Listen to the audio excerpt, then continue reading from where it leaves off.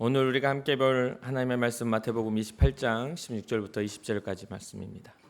마태복음 28장 16절부터 20절까지의 말씀입니다. 우리 한 목소리로 합독하도록 하겠습니다. 11 제자가 갈릴리에 가서 예수께서 지시하신 산에 이르러 예수를 배웠고 경배하나 아직도 의심하는 사람들이 있더라. 예수께서 나와 말씀하여 이르시되 하늘과 땅의 모든 권세를 내게 주셨으니 그러므로 너는 가서 모든 민족을 제자로 삼아 아버지와 아들과 성령의 이름으로 세례를 베풀고 내가 너희에게 분부한 모든 것을 가르쳐 지키게 하라.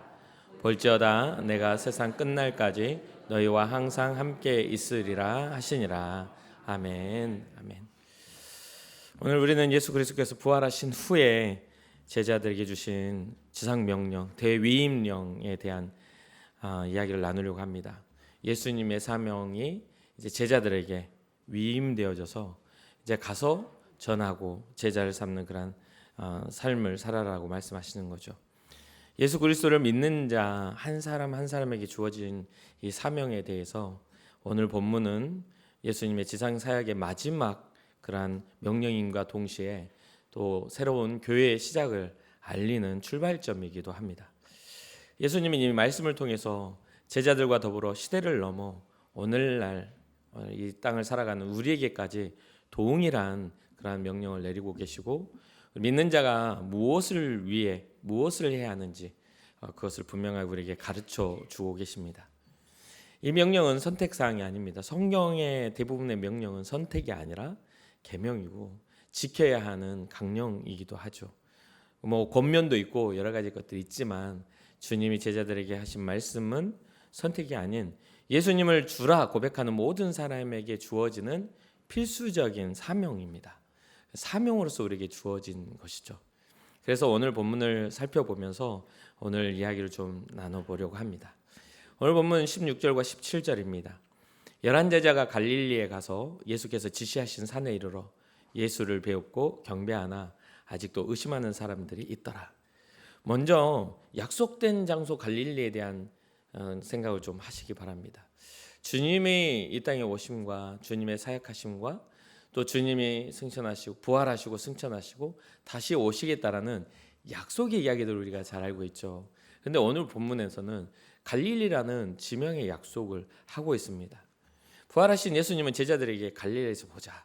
먼저 갈릴리 산으로 가라고 이야기하고 지시하신 산에 이르러서 만나시겠다 이야기합니다. 예수님이 가장 중요한 명령을 주시는데 예루살렘 성전도 있고 거룩한 뭔가 장소도 있을 텐데 묘하게 갈릴리 한 산에 만나시겠다 한 거죠. 이것이 의미하는 것은 하나님의 위대한 사명은 특별한 장소에 국한되어 있는 것이 아니라 갈릴리라는 곳은 이제 제자들이 어부로 있었던 곳이잖아요. 베드로와 안드레와 야고보와 요한이 주님의 명령 따라 갔던 삶의 터전이기도 합니다. 그러니까 사명이라는 이 사명의 전제가 예수님은 지금 삶의 터전 가운데서 너희들이 살아갔던 삶의 현장 가운데서 이제는 예수님이 사역하셨던 것처럼 너희도 그렇게 살아가며 사역을 해야 한다라는 그러한 약속의 장소로서 삶의 터전을 우리에게 또 보여주시는 사건이라고 봅니다. 재미있는 내용이 여기 나옵니다. 뭐냐면 11 제자가 이제 갈릴리에 가서 예수님을 지시한 산에 가잖아요. 그럼 11 제자가 예수님을 보고 경배를 합니다. 그죠? 그런데 재미있게도 아직도 의심하는 사람이 있었다라고 이야기합니다. 11 제자가 주님을 만나서 경배하는데 의심을 한대요. 주님을 눈앞에 놓고. 그러니까 이게 참 이게 쉽지 않구나. 신앙생활을 하고 주님을 온전히 신뢰한다는 것이 이렇게 쉽지 않구나. 아직도 제자들에게는 예수님의 부활하심이 현실감이 없는 정말 상식 밖의 이야기이다 보니 진짜 예수님인가? 정말 맞나? 이런 생각을 하는 그런 사람들이 있다고 오늘 보면 솔직하게 기록을 하고 있습니다. 마태복음은 11 제자 모두가 동시에 완전한 믿음을 가지고 있지 못했다라는 것을 보여줍니다. 그런데 보십시오. 의심은 우리가 가지고 있는 가장 기본적인 그런 감정 중에 하나이기도 합니다. 중요한 것은 의심이라는 것이 우리의 믿음을 대변하지는 않습니다.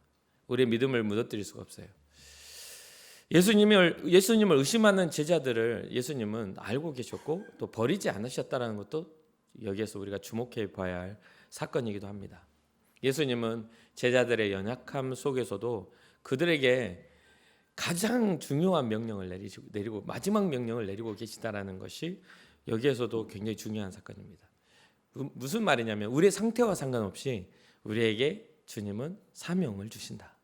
우리의 마음이 흔들리고 의심이 생기고 연약하여 넘어진다 해도 주님의 사명은 여전히 우리에게 향하고 우리를 사랑하시며 우리에게 가서 전하라고 말씀하시는 그러한 하나님의 은혜라는 것이죠.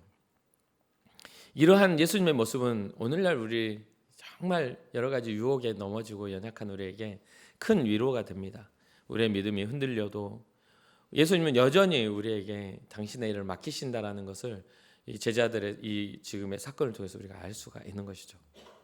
가끔은 교회를 사역하다 보면 이제 상처 입고 여러 가지의 실망감 속에 교회를 이렇게 옮겨 오시는 분들도 자주로 봅니다. 신앙생활 잘 하다가 어떤 사건을 통해서 뭐 갈등이 일어나거나 또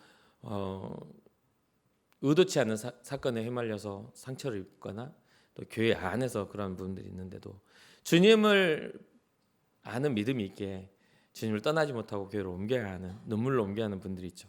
근데 그런 분들을 보면서 저는 항상 생각합니다. 이제 벌써 오랜 기간 목회를 하다 보니까 정말 생각보다 그런 교회적 갈등으로 인해서 상처받는 분들이 많은데 그렇게 하는 과정에서도 주님은 여전히 일하셔서 그들의 마음에 주님을 버리지 않고 주님을 찾는 다시 성전에 나와 주님 앞에 회복하려는 그러한 것들은 주의 은혜라고. 상처는 서로가 주지만 주님 우리에게 상처 주시는 분이 아니라 주님 우리에게 생명을 주시는 분이요, 주님 우리를 위로하시는 분이요, 주님 우리를 사랑하시는 분이라는 것을 잊지 말아야 됩니다. 우리가 서로 상처 입히는 것은 사람들이죠. 주님은 우리에게 상처를 주지 않으십니다.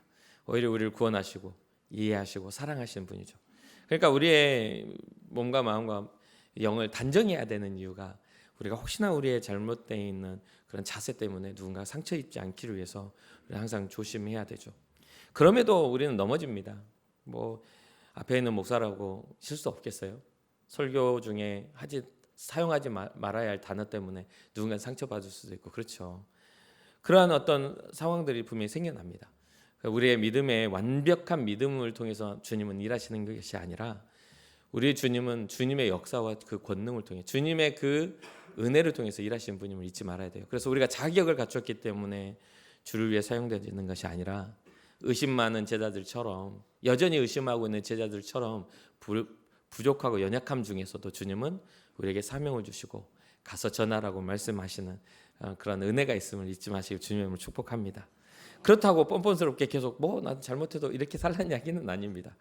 그럼에도 불구하고 우리를 붙드시는 주님을 신뢰하고 끝까지 나아가자는 이야기지.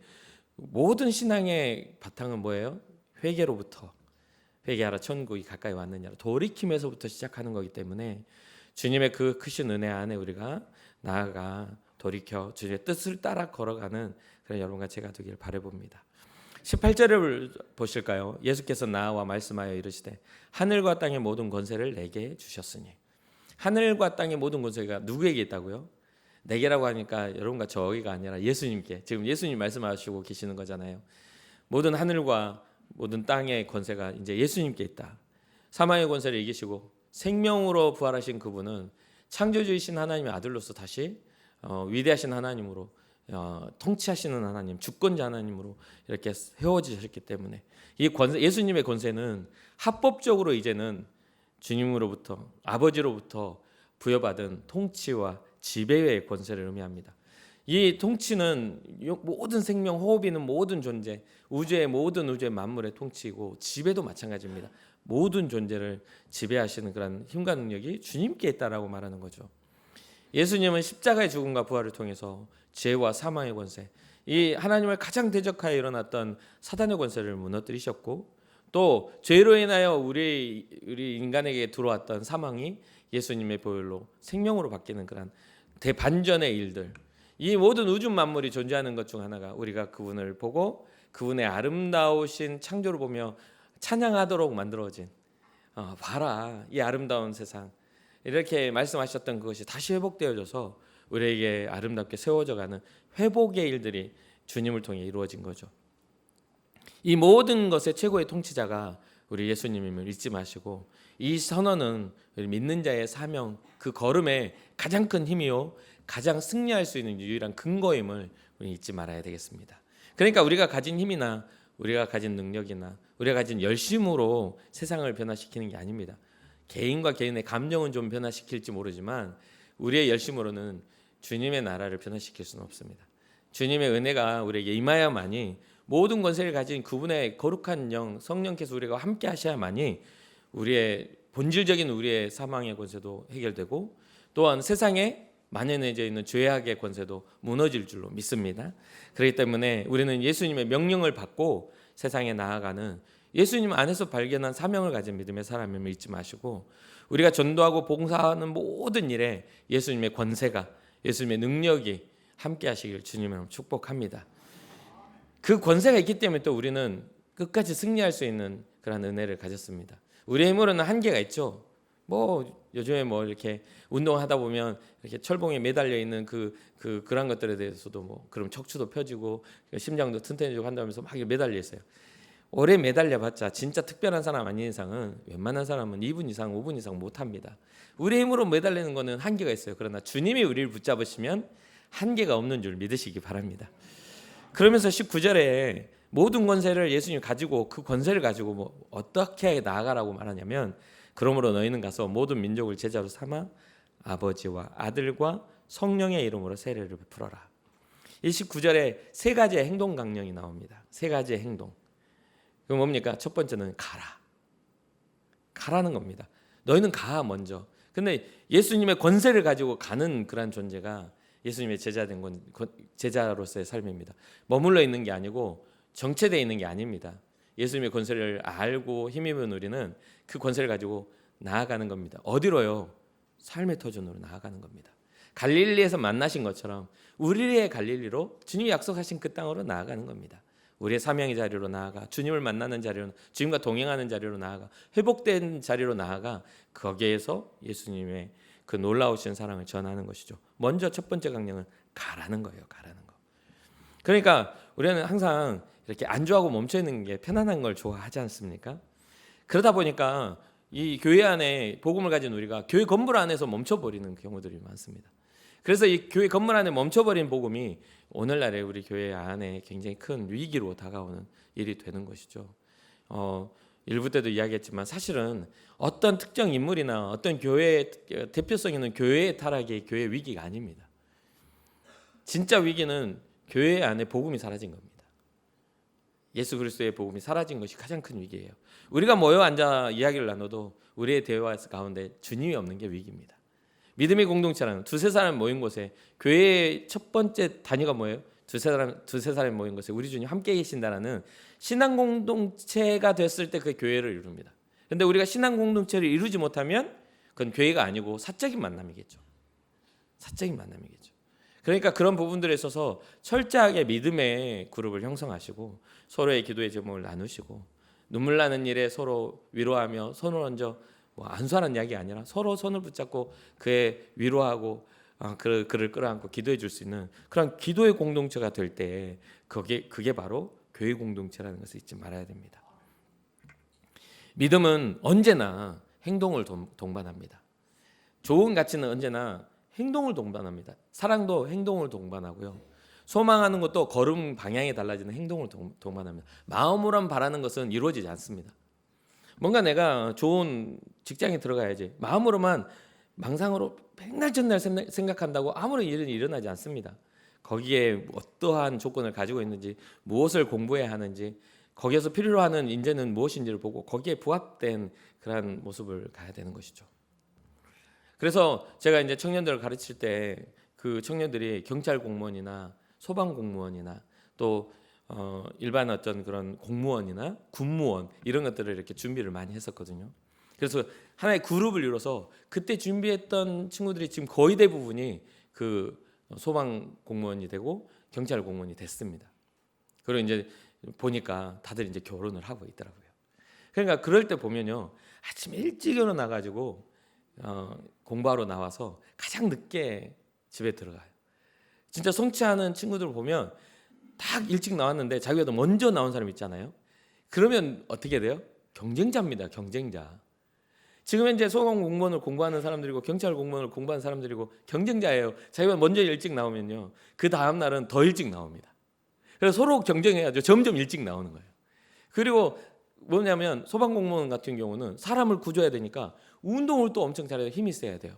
악력도 막 그 한계를 거기에 요구하는 것들을 다 해야 되고, 또 사람을 짊어지고 나와야 되니까 몸이 막 좋아야 돼요. 진짜 힘이 좋아야 됩니다. 그러면요, 막 공부하다 말고 딱 일정한 시간이 되면 다 그 운동하는 피트니스 클럽에 와가지고 진짜 열심히 한 2시간씩 운동을 합니다. 그럼 나중에는 처음에 시작할 때는 배불뚝이었던 친구들이 나중에는 막 몸짱이 돼가지고 막 목사님 보시라고 막 해요. 그러면 멋있다. 그리고 이제 저는 이렇게 살짝 이렇게, 왜냐면 저는 몸짱이 아니니까 저는 아직 배불뚝이니까 이렇게 하죠. 그리고 훌륭하다 막 이렇게. 근데 그러한 노력을 통해서도 될뚱말뚱한 게 인생입니다. 그렇죠?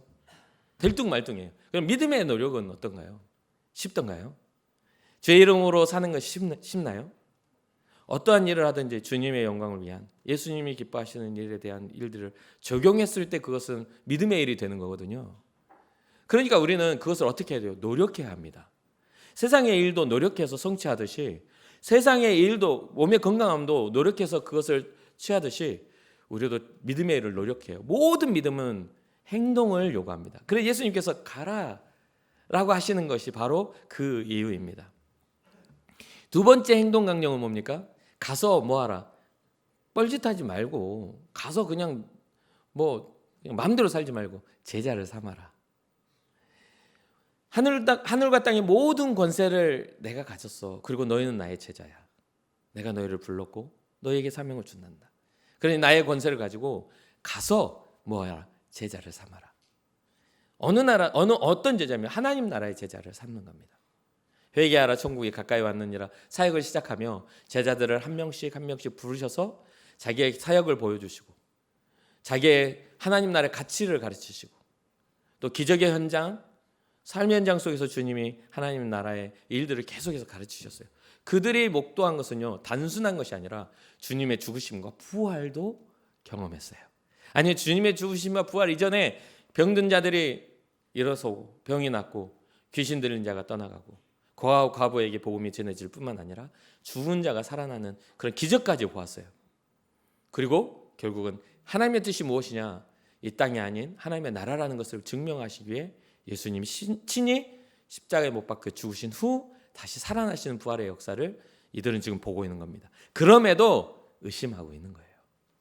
근데 그 의심에 기반하지 않고 내가 권세를 가졌단다, 사망을 이겼단다, 그러니 너희는 가서 하나님 나라의 제자를 삼아라 라고 하는 것이죠.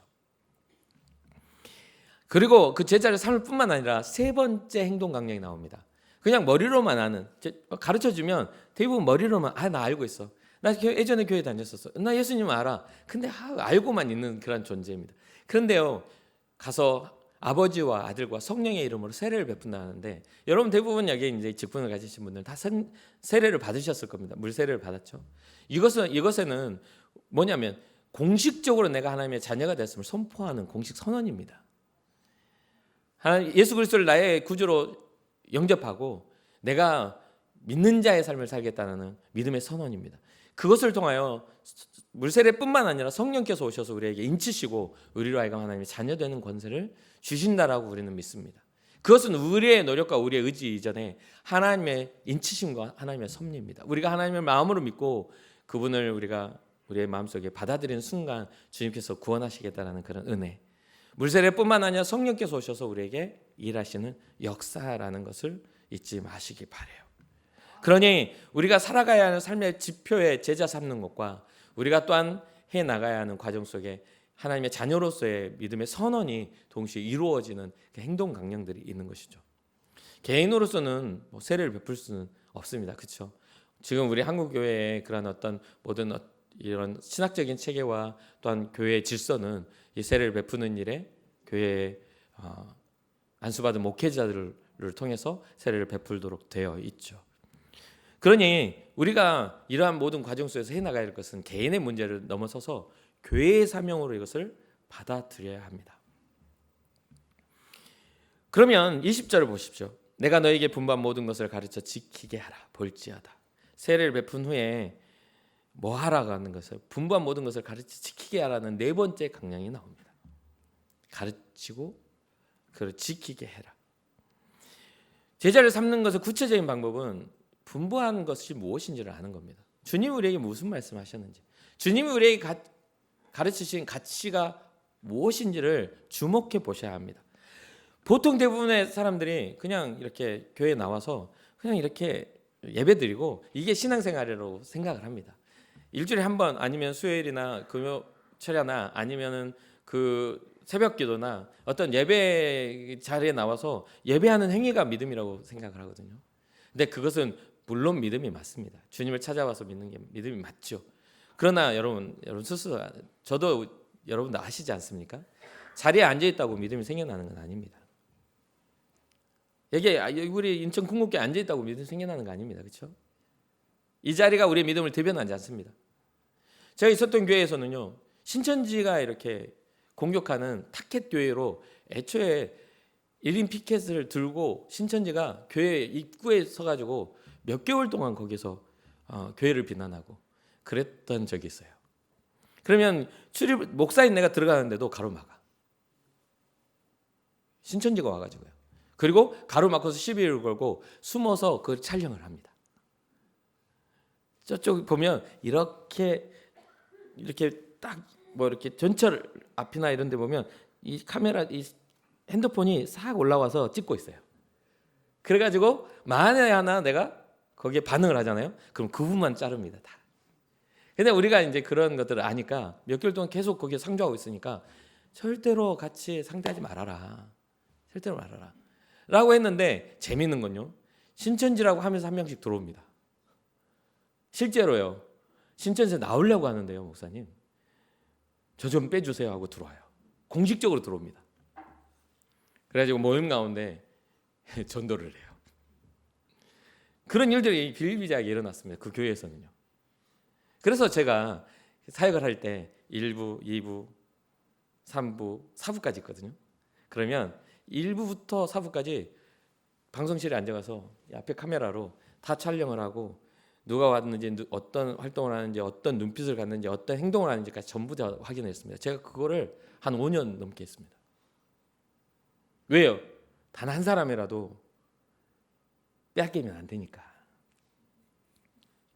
단 한 사람을 빼앗기면 안 되니까. 결국에는 빈틈이 없어서 대부분 떠나갔습니다만, 적응을 못하고 떠나갔습니다만, 이 자리에 앉아있다고 해서 다 주님을 믿는 사람들은 아닙니다. 자리가 우리의 믿음을 대변하는 것이 아니라 주님의 은혜와 온전하신 주님의 사랑이 와 닿을 때 우리는 믿음의 사람이 되는 것이죠. 그러니 여러분들 마음속에 예수 그리스도를 주라 시인하시기를 바랍니다. 분부한 것이 무엇인지를 고민하는 삶을 사세요. 내게 주신 사명이 무엇인지를, 내가 어떠한 신앙자로 살아가야 되는지를 끊임없이 주님께 묻고 고민하십시오. 성경을 읽을 때에도 의미 없이 잠 안 올 때 읽는 게 성경이야 이렇게 생각하지 말고, 얼마나 이게 정말 재미난 줄 아십니까? 정말 주님의 사랑의 편지가 얼마나 내 마음을 감동케 하고 눈물 나게 하는 줄 아십니까? 이렇게 극한의 상황 속에서 나를 사랑하셨군요라는 그러한 고백이 일어나는 게 성경이에요. 그러니까 그냥 의미 없이 쳐다보고 있지 말고, 잠이 깼는데 잠이 안 와가지고 성경 읽었더니 금방 잠들었어, 이런 거 말고, 수면제로서의 성경 말고요. 정말 우리 인생을 사망에서 생명으로 옮겨가시는 스펙타클한 진짜 예수님의 사랑이 우리에게 감동이 되어 주님이 나와 함께 하신다는 그 감격과 기쁨으로 주님 앞에 살아가야 되는 거 아니겠냐 말이에요. 우리가 해야 할 행동들이 주님을 기쁘시게 할 만한 것이 무엇인지를 깨달아 알고 가르쳐 주는 겁니다. 주님은 이런 걸 기뻐해. 주님은 우리의 이런 헌신을 기뻐해. 주님은 주님을 향한 이러한 사랑을 기뻐해. 그러니까 막 특별한 일이 아니라 그냥 사랑하십시오. 주님을 귀히 여기시고 눈을 떠서 눈을 감아 잠을 들 때까지 주님과 동행하시라 이 말이에요. 그래서 어떤 일을 딱 마주하면, 뭐 옛날에는 그랬죠. 부흥집회 옛날에 하신 분들 있잖아요. 밥 뚜껑 열고 뭐 하라고? 옛날 부흥집회 하면 어떤 목사님들은 거기다 십자가 그리고 뿌면 뭐 마귀가 떠나고 뭐 병마가 떠나간다고 뭐 그랬어요. 그런 주술적인 거 말고요. 그것도 하나의 방법이긴 하겠죠. 그런데요, 그런 건 있습니다. 어떤 일을 할 때 내 안에 주님 향한 찬양과 기쁨이 있는가? 감사와 기도가 있는가? 누군가에게 선한 걸 대접할 때 주여 저 영혼을 사랑해 주세요. 주여 내 아들, 내 아이들, 내 딸들을 주께서 지켜주세요. 이게 매일의 삶에 하나의 우리의 삶에 그런 습관이 되고 바람이 되고 소망이 돼야 한다 이 말입니다. 그걸 딱 빼버리면요 굉장히 추해집니다. 모든 믿음의 활동도요 다 자기의 명예와 욕심 때문에 해버리거든요. 주님이 사라진 것은.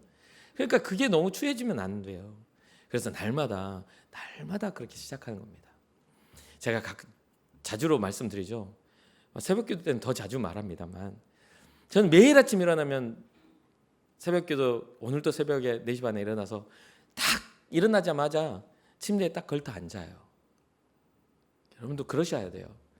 매일 아침에 동일하게 행동합니다. 딱 걸터 앉아요. 그리고 눈을 감고 기도합니다. 주님 오늘도 사랑하게 해주십시오. 주님 오늘도 미움받지 않게 해주십시오. 누군가를 미워하지 않게 해주시고 혹시나 내가 실수하면 용서받는 하루가 되게 해주십시오. 그러면서 요즘에는 가끔 그런 기도도 합니다. 제 얼굴이 참 용서해주고 싶은 얼굴이 되게 해주십시오. 뭐 잘못해도 딱 얼굴 보면 아이고 용서해줘야 되겠네. 그래서 설교도 마음껏 해도 안 미워하는. 복음은요 되게 찔러 양심을 찌르고 되게 껄끄러워. 복음은 회개하라고 하는데 좋아할 사람이 어디 있어요.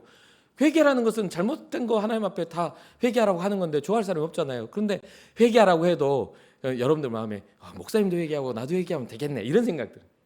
지는 잘났어? 이런 마음 말고 지는 어떻게 산다고 이렇게 그런 마음 말고 무슨 말인지 이해가 되시죠?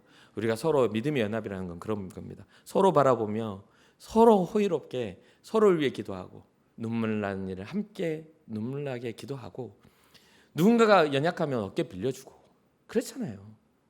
그렇게 해서 믿음의 연합을 이루어야 되는데 왜 힘들어 죽겠다는데 더 죽어버려라 하고 그렇게 사니까 그렇지 하면서 더 뭔가 매정하고 마음 아픈 이야기 해가지고 상처를 입히냐 이 말이에요. 그러지 말고 뻔히 알아도 힘들었겠다. 주님이 함께 하시기를 원한다. 위로하시기를 원한다. 믿음의 연합이라는 건 그런 거라 이 말입니다. 왜? 우리는 주님이 분부한 것을 가진 사람들이기 때문에 그렇습니다. 서로 사랑하라 라고 하신 그 말씀을 따라 내가 너희를 사랑한 것 같이 너희도 서로 사랑하라. 예수님이 제자들에게 했던 이야기지 않습니까? 그러면서 마지막 이 본문의 마지막이 얼마나 우리 믿는 자들을 설레게 하는지 볼지어다. 봐봐. 그 말은 뭐예요? 집중해봐. 제가 말씀드렸죠. 저는 집에 가면 말을 잘 안 합니다. 말하는 삶이니까 말수가 별로 없고 이게 이렇게 밝아 보여도 제가 굉장히 소극적인 사람이거든요. 그러니까 집에 가도 말을 잘 안 해요. 그러면 제 아내가 옆에서 쪼잘쪼잘 이야기를 엄청 많이 해요. 평생을 그 이야기 들었거든요. 목사님 있잖아요. 집에서도 목사님을 불러요. 제 아내가. 가끔 기분 좋으면 오빠. 가끔 기분 좋으면 진짜 1년에 한두 번에 되려나? 그런데 목사님 봐봐요 하면서 막 자기 사역했던 이야기, 선생님들과 함께 했던 이야기, 막 감격적인 이야기, 우리 부장님 얼마나 좋은지 막 이러면서 막 그렇게 자랑하고 우리 선생님이 어떻게 좋은지 막 이렇게 자랑해. 그러면 저는 사실은요 그거 다 들어주기가 힘들어요. 그렇게 말 안 해줘도 괜찮아. 근데 막 그렇게 이야기해요. 그러면 이제 주일이 지나고 그러면 많이 피곤해 하거든요. 제가 새벽부터 나와서 막 집중을 하니까 막 온 힘을 여기 쓰니까 피곤해 하는데 봐봐요. 그리고 이야기를 하면 이게 한 10분 하면 좋은데 한 2시간 3시간 저 붙잡고 이야기하는데 그렇게 좋은가 봐. 그러면 점점 이렇게 의지가 이렇게 사라지면 봐봐요. 그러면 응? 그래서 나중에는 한 2년 전인 것 같아요. 제가 지금 25년째 우리 하나 있는데 한 2년 전에 한 3년을 그렇게 봐봐요 하고 들었는데 그날은 너무 힘들었어. 그래서 제가 딱 돌아보면서 꼭 봐야 돼. 그런 이야기를 했어요. 근데 주님도 지금 제자들에게 말하고 있는 거예요. 봐봐라. 볼지어다. 봐봐. 아직도 의심하고 있는 제자들아, 봐봐. 라고 하면서 내가 세상 끝날까지 너희와 함께 해줄게. 의심하지 마. 두려워하지 마. 걱정하지 마. 제자들의 삶이 나중에요, 주님의 명령을 듣고 엄청 고난스럽게 삽니다. 사명 가진 것 때문에 이 초대교회의 제자들 삶은 비참하게 그지가 없어요. 도망 다녀야 하고, 자기의 전하는 복음으로 인해 생명의 위협을 받아야 하고, 11제자 중 하나 야고보는 토브로켬으로 본보기로 초대교회 초기에 죽습니다. 그런데요, 주님이 말씀하시는 거예요. 세상 끝날까지, 세상이 끝날 때까지 내가 너와 함께 할 거야. 걱정하지 마. 그러니까 복 받는 것이요, 오래 사는 게 아닙니다. 복은 가치 있게 사는 겁니다. 아멘입니까? 그래도 오래 사세요. 저 여기 와가지고 정말 그 기도 많이 하거든요. 제가 기도하는 것은, 주님 오래오래 함께, 우리 90세 클럽 할머니들 한 분도 그냥 아프지 말고. 정말 제가, 여러분 가까이서 보시면 알겠지만 저는 정말 제 할머니 손이 커서 좋아합니다. 좋아해요. 제가 몸에 그게 배어 있어. 제가 원래 이렇게 잘 접촉을 안 하는데 좋으면 이렇게 살짝 가서 끌어안거든요. 오해하지 마세요. 적어도 20살 이상 차이가 나야 되니까 오해하지 마세요. 그리고 막 이게 그런 마음이 딱 들 때는 제가 살짝 가서 이렇게 탁 이렇게, 오해하면 안 돼. 그러니까 끝까지 함께 하시는 주님의 은혜를 따라 우리가 가치 있는 인생을 살아가자. 주님이 한번 주목해 보라는 강조의 표현과 함께 우리에게 약속하신 것은요, 너희는 이제 더 이상 고독한 싸움을 싸우지 않게 될 거야. 모든 권세를 내가 가지고 있으니 사망의 권세도 너희를 해치지 못할 거야. 너희의 가는 그 길을 내가 함께 동행하며 세상 끝까지 너희를 지키는, 그 영원을 보존하는, 육체와 우리의 삶의 인간의 가능성이 아니라, 인생의 가능성이 아니라 영의 가능성을 내가 지켜서 하나님 나라 시민권자로 너희를 내가 끝까지 구원할 거라는 주님의 약속이라 이 말입니다. 그러니까 우리의 모든 간곡 고민들이 이 땅의 것들만 구하면 안 돼요. 잘 먹고 잘 살고 건강하고 뭐하고 시간 지나면 다 아무것도 아니에요. 그런데 시간이 갈수록 주님의 약속은 우리에게 영광이 됩니다. 우리의 영혼을 보존하실 뿐만 아니라 주의 영광을 우리에게 허락하시는, 자녀된 기업을 허락하시는 은혜임을 잊지 마실 주님의 이름으로 축복합니다. 그러니 이 약속 붙잡고 두려움을 이겨내시기를 주님의 이름으로 축복합니다. 여러분들이 누군가에게 복음을 전하고 예수님 자랑할 때 이게 막히지 않도록 예수님의 권세를 힘입어서 자랑하셔야 돼요. 주님은 나의 사랑이시고 주님의 나의 구원이시단, 그것을 너에게 말해주고 싶어 라고 말할 수 있는 믿는 자의 사명이 무엇인지를 보여주는 여러분과 제가 되었으면 좋겠어요. 마무리, 제가 이거를 개인에서 벗어나 우리 교회가 나아가야 할 사명이라고 생각을 했습니다. 그래서 이렇게 이야기를 정리를 해봤습니다. 우리 교회의 사명은 예수님의 모든 권세를 힘입어 해야 한다. 우리 교회의 사명은 우리에게 주어진 그런 모든 가능성을 사용하여 모든 민족에게 가서 전하고 제자 삼아 아버지와 아들과 성령의 이름으로 세례를 베푸는, 구원받은 자들을 일으키는 그런 사명이 돼야 한다. 우리 교회의 사명은 예수님의 모든 말씀, 주님이 우리에게 가르쳐 주신 모든 것들을 가르쳐 그들의 삶이 주님의 가치 안에 들어갈 수 있도록 돕는 사역이다. 마지막으로 우리 교회의 사명은 세상 끝날까지 우리와 함께 하시는 예수님과 동행함으로 우리의 영혼이 보존되어지는, 서로를 지키고 사단 마귀가 일지를 틈타지 못하도록 우리를 분열하게 하고 시기하게 하고 다투게 만드는 모든 어둠의 역사는 거절하고 예수 그리스도의 사랑으로 연합하는 그런 귀한 은혜 공동체가 돼야 한다라고 정리했습니다. 그리고 여러분들 믿는 자로서의 사명, 그것은 뭐냐면 이게 개인적인 오늘 3가지의 강령입니다. 먼저 나아가십시오. 그리고 제자로서 제자를 삼으시고, 그리고 그들과 함께 동행할 수 있는 그런 은혜가 있기를 주님의 이름으로 축복합니다. 우리의 삶의 자리, 바로 그것이 우리의 갈릴리가 되어 주님과 함께 동행하는, 주님 앞에 사명을 행하는 그런 귀한 은혜 자리 되시기를 주님의 이름으로 축복합니다. 잠시 기도하겠습니다.